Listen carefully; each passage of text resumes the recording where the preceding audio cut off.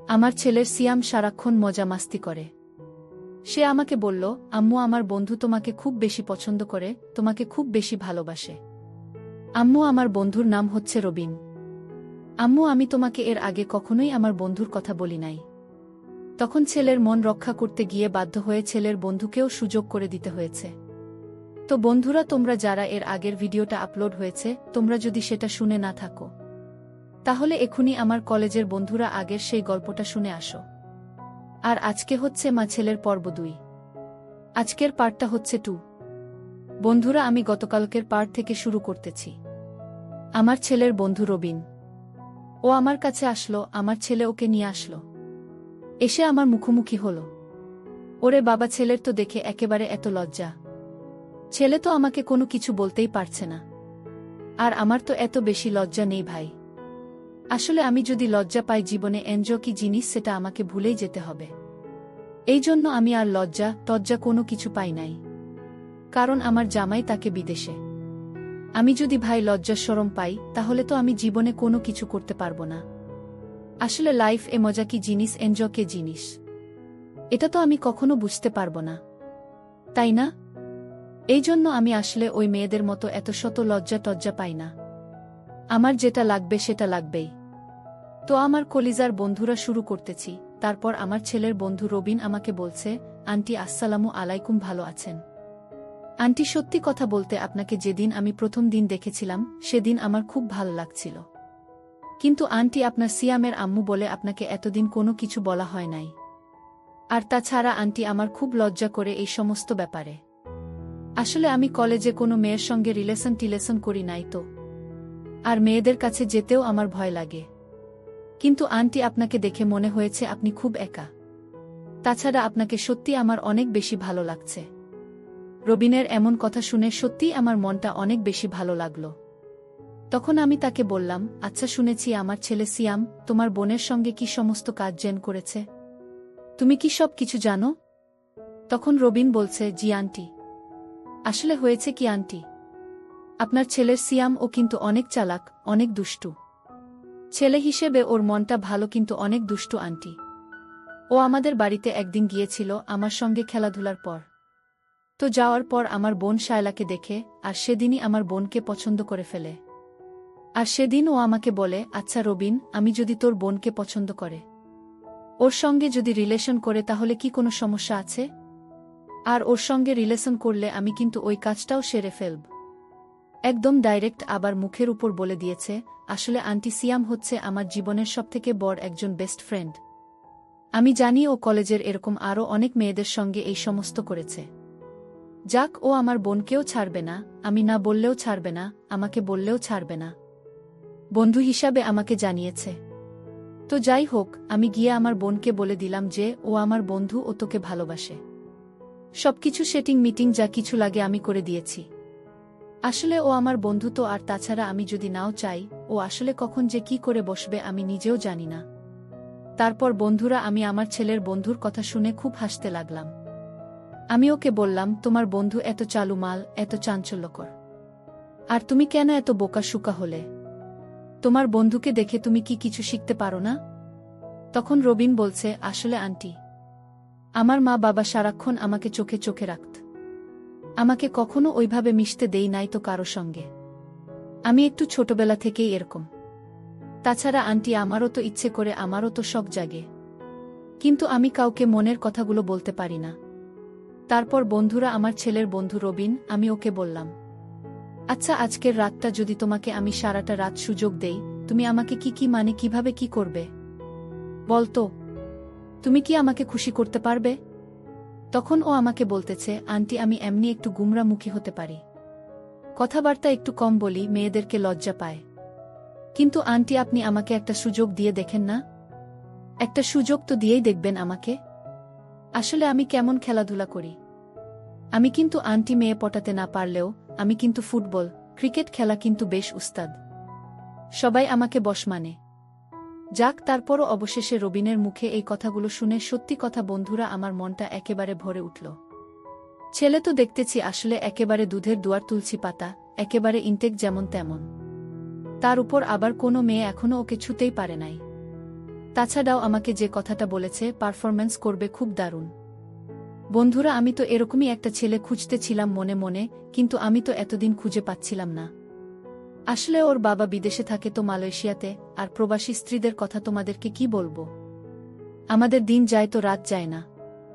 একা একা কত থাকা যায় বন্ধুরা বলুন তো। এই যে হাতের ভিতরে মোবাইলটা আছে, এই মোবাইল দেখে টিপে আর টিভি দেখে কতক্ষণ সময় কাটে বলুন তো। পাশে যদি হাসব্যান্ড না থাকে, যদি হাসব্যান্ড না ঘুমায়, তাহলে কি ভালো লাগে বলেন। এই শ্বশুর বাড়িতে আর কাজ কাম আমার একেবারে আর ভালো লাগছে না। আমার কাছে কেন জানি মনে হচ্ছে আমি কোনো একটা জেলখানার ভিতরে আছি। না, এইভাবে আর বেশিদিন মনে হয় না আসলে বাঁচতে পারব। কিন্তু অবশেষে আমার ছেলে সিয়ামের বন্ধু রবিন। ও ছেলেটা একটু মোটাসোটা, একটু গুলুমুলু, কিন্তু অনেক ভালো। আসলে কলেজে একটু লজ্জা টজ্জা পায় তো, এর আগে কখনো এই সমস্ত কাজ করে নাই। কিন্তু সিয়াম ও আবার একটু চাঞ্চল্য, একটু কেমন জানি। তো ঠিক আছে, ওর কথা তো তোমাদেরকে কালকে বলেই দিয়েছি। তো আর রবিন কিন্তু ছেলেটাও এমনিতেই ভালো, ঠিক আছে।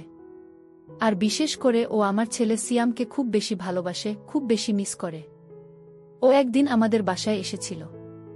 সেদিন আমাকে দেখে আসলে ও নিজেকে একদমই কন্ট্রোল করতে পারে নাই, একদমই সামলাতে পারে নাই। তো যাই হোক, আসলে ও আমার ছেলের কাছে তার মনের কথাটা বলে দিয়েছে, যে কারণে আজকে আমাদের একটা কিছু হতে যাচ্ছে। তো এই ছেলে রবিনকে একটা সুযোগ দিয়ে দেখি। তখন আমি রবিনকে বললাম, শোনো রবিন, তুমি একটা কাজ করো, দিনের বেলা তো আমি তোমাকে সুযোগ দিতে পারবো না, কারণ দিনের বেলা আমার বাসাতে আমার শ্বশুর শাশুড়ি আছে, বুঝছো। কারণ দিন শেষে এটা তো আমার একটা সংসার। তাছাড়া তোমার বন্ধু তো দেখছ, এখানে তো সুযোগ নাই দিনের বেলা। আর যদি আমার শ্বশুর শাশুড়ি টের পায় যে তুমি আমার সঙ্গে একই রুমের ভিতরে আছো, তখন কিন্তু এটা মহা একটা ঝামেলা হয়ে যাবে। ঠিক আছে। আর তাছাড়া সিয়ামের আব্বু তো মালয়েশিয়াতে থাকে। উনি যদি বিষয়টা জানেন তাহলে কিন্তু আমার জন্য আরও অনেক বেশি খারাপ হয়ে যাবে। আমি তোমাকে রাতে একটা সুযোগ করে তোমাকে আমি ডাক দিব, তখন তুমি আসো। আর এখন তুমি নিজেকে একটু প্রস্তুত করো যে কিভাবে কি করবে। একটু ভালোভাবে ডিম খাও, তারপর হচ্ছে একটু দুধ খাও, একটু পুষ্টিযুক্ত খাবার খাও, যেগুলো খেলে তুমি দীর্ঘ সময় নিজেকে একজন শক্তিশালী পুরুষ হিসেবে গড়তে পারবে। রবিনকে এই কথা বলার পর সে আমাকে বলল, আচ্ছা ঠিক আছে আন্টি, আপনি আমাকে বললেন আমি সিয়ামের রুমে আমি আছি।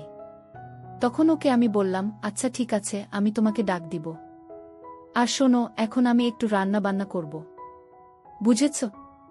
কারণ তোমরা যেহেতু এসেছ, ওইদিকে আবার আমার শ্বশুর শাশুড়ির জন্য কিছু রান্না বান্না করতে হবে। রান্না বান্না করে আমাকে গোসল করতে হবে, ঠিক আছে, অনেক কাজ আছে। তখন রবিন আমাকে বলছে, আন্টি আপনি যদি কোনো কিছু মনে না করেন, আমি কি আপনার রান্নাতে কোনো কিছু হেল্প করতে পারি? আন্টি আমি কিন্তু আলু কাটা থেকে শুরু করে সবজি কাটা, পেঁয়াজ কাটা সব কিছুই পারি। আরে বাসায় তো আমি আমার আম্মাকে প্রায় সাহায্য করি। আমার আম্মা তো আমাকে ছাড়া রান্নাই করতে পারে না। তখন আমি রবিনের মুখে এই কথা শুনে আমি বললাম, তাই নাকি? তাহলে তো আমার অনেক ভালোই হয়।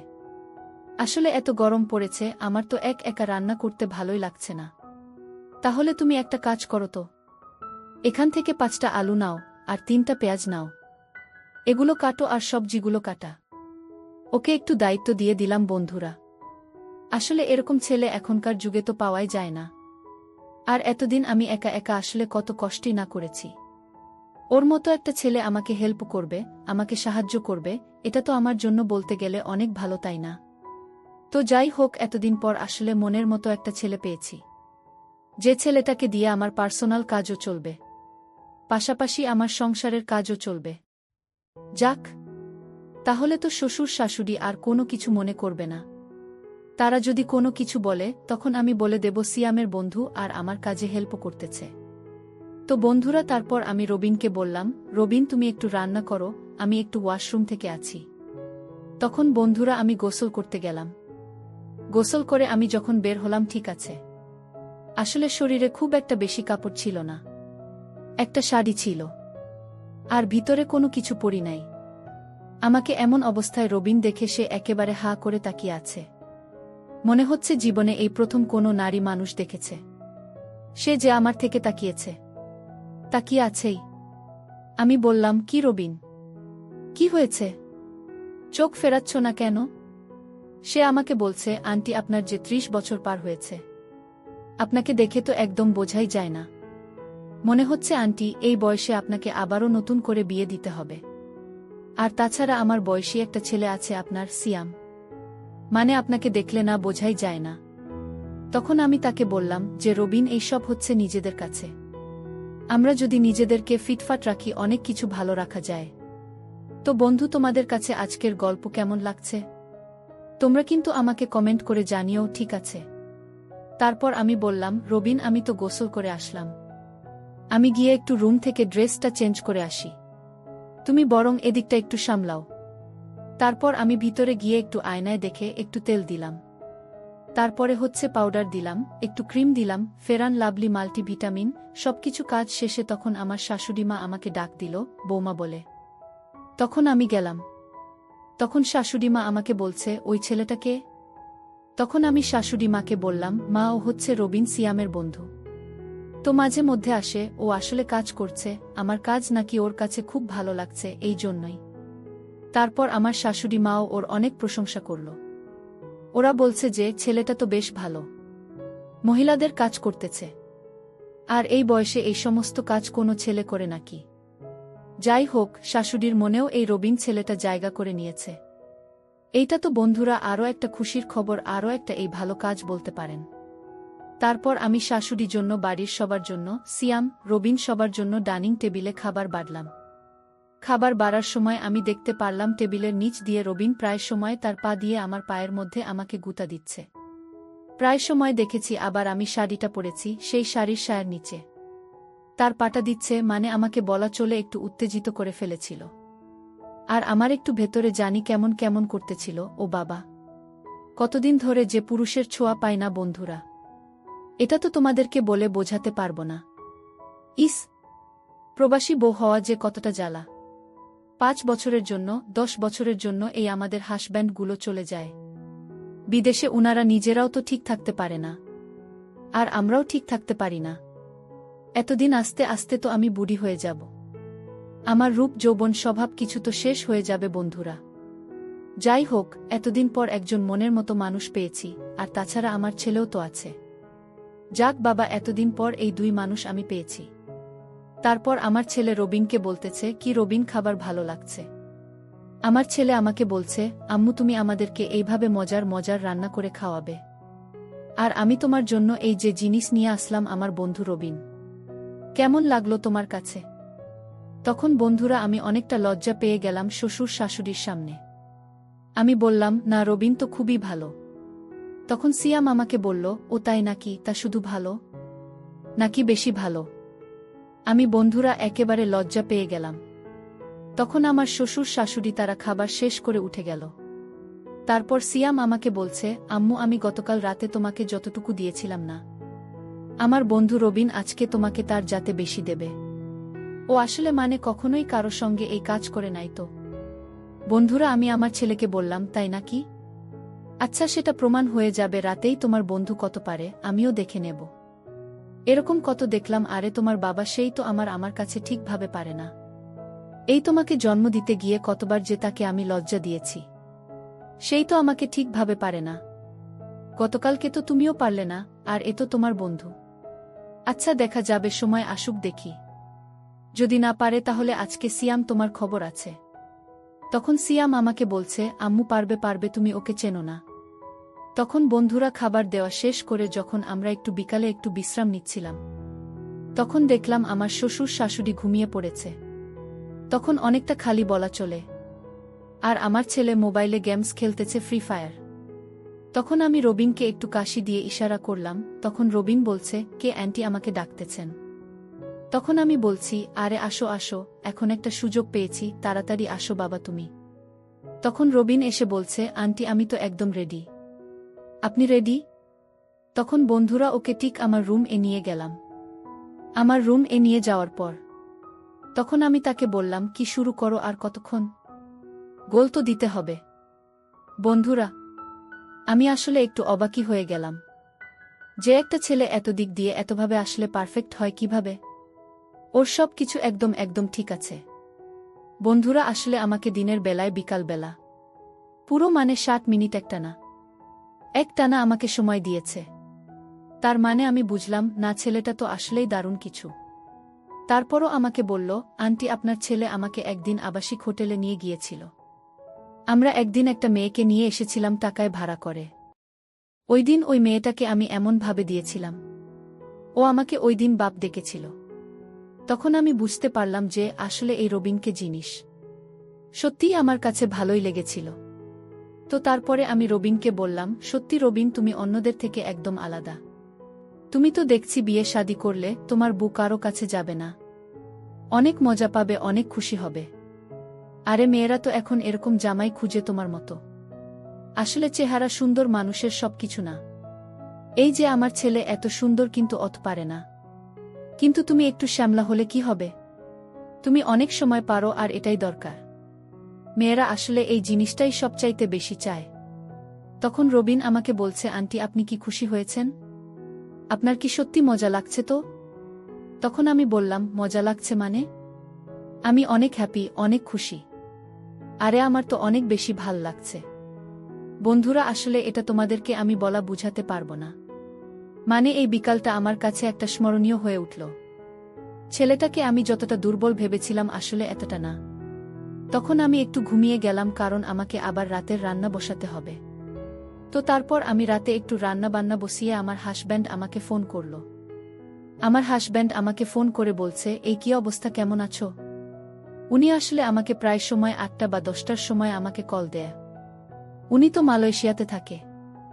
ওনার যখন অফিস শেষ হয়ে যায় বা যখন ছুটি হয়ে যায় ঠিক তখনই উনি আমাকে ফোন করে ভিডিও কলে ইমুতে। তখন ফোন করে উনি আমাকে আসলে বুঝেন তো আসলে বিদেশে থাকে, আমার অনেক কিছু দেখতে চায় ভিডিও কলে। তো গতকালকে তাকে আমি দেখাতে পারি নাই বা আজকে সে এই কিছু দেখতে চাইল। তখন আমি তাকে বললাম, আচ্ছা দেখবে। এইভাবে দেখে দেখে তো তুমি তোমার নিজেকে শেষ করে দিচ্ছ, হাত দাঁড়াও এই কাজটা করে। তখন সে আমাকে বলছে, আরে কি আর করব বলো তো, এই তো আর কয়েকটা দিন চলে আসব। এই বিদেশে আর থাকবো না, একেবারেই চলে আসব। তখন আমি তাকে বললাম, হ্যাঁ চলে আসো, আমারও না তোমাকে ছাড়া ভালো লাগে না। তখন সে আর একটু ইমোশনাল হয়ে পড়ল। তখন সে আমাকে বলছে, আচ্ছা তোমার কি কষ্ট হয় না আমাকে ছাড়া? তখন আমি আমার হাসব্যান্ডকে বলতেছি, আরে আমার কষ্ট হয় মানে কি? আমি তো থাকতেই পারি না। সত্যি জান, তোমাকে ছাড়া না আমার অনেক বেশি কষ্ট হয়। আসলে আমি আমার নিজেকে কখনোই আসলে এতটা করতে পারি না, তুমি আসো। তখন ওর বাবা আমাকে বলছে যে আসলে আর বেশি দিন নেই, আমার এখানে এই সময় শেষ হয়ে গেছে। আর 2 বছর অপেক্ষা করো, তারপর আমি চলে আসব। তখন বন্ধুরা, আমি আসলে রাত হয়ে গেছে ততক্ষণে রান্না বান্না শেষ করে আমরা সবাই খাওয়া দাওয়া শেষ করে রাত ঠিক বাজে তখন 10টা। আমরা সবাই তখন ঘুমিয়ে পড়লাম। আমার শ্বশুর শাশুড়ি সিয়াম সবাই দেখে ঘুমে। রবিনও দেখতে পেলাম আমার সিয়ামের সঙ্গে সে রুমে ঘুমিয়ে রয়েছে। তখন বাজে রাত 12টা, আমি চুপি চুপি ওদের রুমে গেলাম। ওদের রুমে যাওয়ার পর রবিনকে আমি ডাক দিলাম, রবিন, এই রবিন।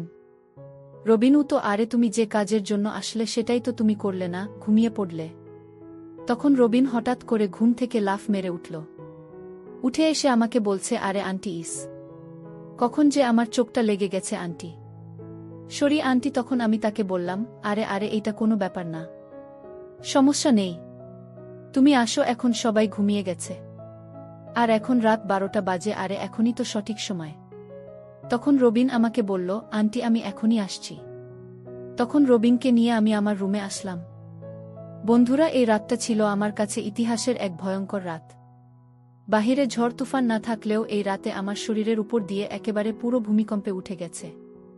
উফ, সারাটা রাত 1 মিনিটের জন্য এতটুকু সময় পাই নাই, এতটুকু রেস্টও পাই নাই। মানে বলা চলে একেবারে ভূমিকম্প ছুটাই ফেলছে।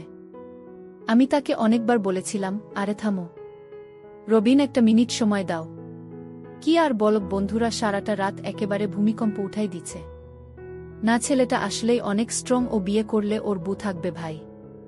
ইদানিং অনেকেই আমরা দেখি যে বিয়ে শাদী হলে দেখা যায় 2 দিন পর বা 1 দিন পর বা 3 মাস 6 মাস পর স্বামীর সংসার আর স্ত্রীরা করতে চায় না। এই তাদের স্বামীরা নাকি দুর্বল, স্বামীরা নাকি পারে না, এরকম অনেক সমস্যা দেখা যায়, যে কারণে বেশিরভাগ কিন্তু ডিভোর্স হচ্ছে। না, ওর বউ থাকবে এটা আমি গ্যারান্টি দিলাম। আসলে ছেলেটা সারারাত যা করল বন্ধুরা একেবারে পুরো ভূমিকম্প ছুটাই দিচ্ছে, কি বলবো তোমাদেরকে।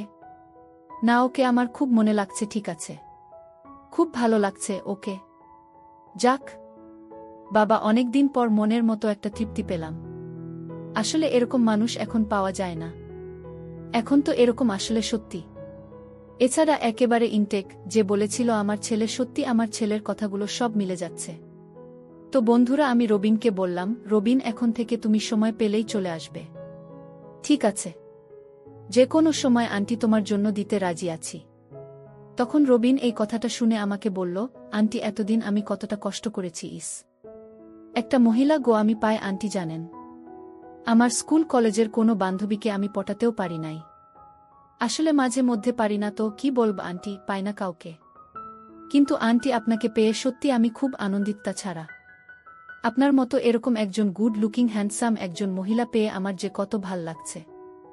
আসলে আমার জীবনটা ধন্য। রবিনের মুখে এই কথাগুলো শুনে বন্ধুরা আমার মনে হয় আরও বেশি অনেক খুশি হতে লাগল। আমি বললাম, তাই নাকি রবিন, তাহলে তো অনেক ভালো। আসলে বন্ধুরা সত্যি অনেক বেশি ভালো লাগল। তো যাই হোক, তারপর এভাবে কাজ করতে করতে প্রায় 2 বছর হয়ে গেল। হঠাৎ করে আমার হাসব্যান্ড আমাকে বলছে, কি জানে মান, আমি তো চলে আসছি। এই তো আর সপ্তাহখানেক আছে। আসলে বন্ধুরা, এতদিন পর, প্রায় 10 বছর পর, মালয়েশিয়া থেকে আমার বিয়ে করা হাসব্যান্ড আসছে। সিয়ামের আব্বু আসছে। আসলে আমি যে কি খুশি তোমাদেরকে বলায় বুঝতে পারবো না। মানে অনেক খুশি। এত পরিমাণ খুশি হয়েছিলাম তোমাকে বলে বোঝাতে পারবো না। আসলে এতদিন পর যার জন্য আমি অপেক্ষা করে আছি। আমার হাসব্যান্ড আমাকে বিয়ে করার পর সে 2 বার ছুটি নিয়ে বাড়িতে আসছিল। আর 2 বার 3 মাস 6 মাস আমার সঙ্গে থেকেছিল। আর বাকি সময় আমাকে আমার সঙ্গে সে কখনোই থাকে নাই। এই সারা জীবন মালয়েশিয়াতে তার জীবনটা সে পার করে দিয়েছে। তো আমার মনে তো লাড্ডু ফুটছে। এতদিন পর আমার হাসব্যান্ড আমার বুকে আসছে, আমার কাছে আসছে, এটা তো আমার জন্য ছিল অনেক বেশি ভালোবাসা। যাক, মানুষটা অবশেষে বাংলাদেশে আসছে, এটাই অনেক বড় কিছু। এখন সে আমাকে বলছে, জান তোমার জন্য অনেক অনেক সুখবর আছে। আমি বললাম, কি সুখবর? সে আমাকে বলছে আমার জন্য শাড়ি, চুড়ি, গিফট, মোবাইল অনেক কিছু আনবে। আমি তাকে বললাম, এই সমস্ত কোনো কিছুই আমার গিফট লাগবে না। আমার শুধু তোমাকে লাগবে, তুমি ঠিকঠাকভাবে বাংলাদেশে আসো। এসে তুমি আমার কাছে আসো, এটাই হবে আমার সবচাইতে বড় গিফট। তোমাকে ছাড়া আর কোনো বড় গিফট আমি পেতে চাই না। আমার জামাই আমার মুখে এই কথাটা শুনে সে একটা চমৎকার হাসি দিয়ে ফেলল। সে আমাকে বলল, আমার বুটা যে আমাকে কতটা মিস করতেছে, আমাকে যে কতটা ভালোবাসে। সত্যি এরকম বউ পাওয়া ভাগ্যের ব্যাপার। যাক, আসলে এই সে আমাকে এতটুকু বিশ্বাস ভরসা করে আমাকে এতটুকু ভালোবাসে, এটা আসলে আমার কাছে অনেক কিছু। আসলে আজকালকার স্বামীর কাছ থেকে কিন্তু অনেক স্ত্রীরা কিন্তু এই ভালোবাসাটা পায় না। তো আমি এবার ভালোবাসাটা পেয়েছি। এটা আসলে আমার কাছে অনেক বেশি গর্বের। হ্যাঁ, অনেক বেশি গর্বের। তো বন্ধুরা, আমার জামাই আসছে। তারপর আমার জামাই আসলো। এয়ারপোর্টে আমার ছেলের সিয়ামের বন্ধু রবিন আর আমরা 3 জন গেলাম। আমার শ্বশুর শাশুড়ি একটু মুরব্বি, তো তারা আসলে যেতে পারে নাই। তারা বাড়িতে আসলে পরে দেখবে। তো আমরা গেলাম। যাওয়ার পরে আমার হাসব্যান্ড আসল অনেকক্ষণ অপেক্ষা করার পর তারপর সে আসল এসেই আমাকে তার বুকে জড়িয়ে ধরল। রবিন দেখে সে লজ্জা পেয়ে গেল। কেন, এতদিন রবিন তো আমাকে সময় দিয়েছে, কিন্তু এখন তো আমার হাসব্যান্ড চলে এসেছে। এখন কি আমার এই রবিনকে আমাকে সময় দিতে পারবে, বা আমি তো আর তাকে সময় দিতে পারবো না। কারণ আমি আমার হাসব্যান্ডকে রেখে তো আর আমার ছেলের বন্ধু রবিনকে তো আমি সময় দিতে পারবো না। তাছাড়া আমার ছেলেও আমার সঙ্গে এতদিন যা যা করেছে, এখন আমি তো আর তাকেও আর সময় দিতে পারবো না, তাই না? যদি ওর আব্বা এই সমস্ত কিছু জেনে যায়, তখন আমার কি হবে একেবারে ভেবে দেখেছেন? তখন আমাকে রবিন কানে কানে বলতেছে, আন্টি, আপনার হাসব্যান্ড তো আর চলে আসলো, এখন তো আমাকে আপনার দরকারই লাগবে না। আমি তখন রবিনকে বললাম, রবিন, চাপ নিও না, তুমি ভবিষ্যতে ভালো একজন সুন্দরী বউ পাবে, ঠিক আছে? তাছাড়া যদি দরকার লাগে আমি তোমাকে অবশ্যই নক দিব। ভালো থেকো। তখন একটা বলার পর আমরা সবাই গাড়িতে করে চলে আসলাম বাড়িতে। তো বন্ধুরা, এরপরে ঘটনা কি হয়েছে? আসলে আমার হাসব্যান্ড আমাকে সত্যি মানে বিদেশ থেকে এতদিন পরে এসে সে কি আমাকে মনের মতো সুখ দিতে পেরেছে? নাকি পারে নাই? নাকি আবার আমি রবিনের কাছে ফিরে গেলাম? হ্যাঁ, এই সমস্ত কিছু আপনারা খুঁটিনাটি সব কিছু পাবেন তৃতীয় পর্বতে। তৃতীয় পর্বটা এমনভাবে সাজানো হয়েছে বা এমনভাবে ডিজাইন করা হয়েছে। এখন শুধু আপনারা যদি আমাকে বলেন যে আপু আমরা তৃতীয় পর্বটাও শুনতে চাই, আপনাদের জন্য আমি তৃতীয় পর্বটাও চাইলে নিয়ে আসতে পারি। আপনারা শুধু আমাকে বলবেন। তো আজকের মতো এই পর্যন্তই, দেখা হচ্ছে নতুন কোনো ভিডিওতে বা তৃতীয় পর্বতে। তোমরা ততক্ষণ এই ভিডিওটা সাবস্ক্রাইব করে লাইক, কমেন্ট, শেয়ার করে দাও। ততক্ষণ পর্যন্ত আমি তৃতীয় পর্বটা তোমাদের জন্য রেডি করছি। সবাই ভালো থেকাও, সুস্থে দেখো কেমন। আর সবাই কিন্তু ভালো থাকবে, আর আমার চ্যানেল নতুন হয়ে থাকলে অবশ্যই ভিডিওগুলো দেখবে। কেমন লাগে আমার ভিডিওগুলো এবং আমাকে তোমাদের কাছে কেমন লাগে সেটাও তোমরা আমাকে জানাবে, ঠিক আছে বন্ধুরা? আমার কলিজার বন্ধুরা, সবাই ভালো থেকো।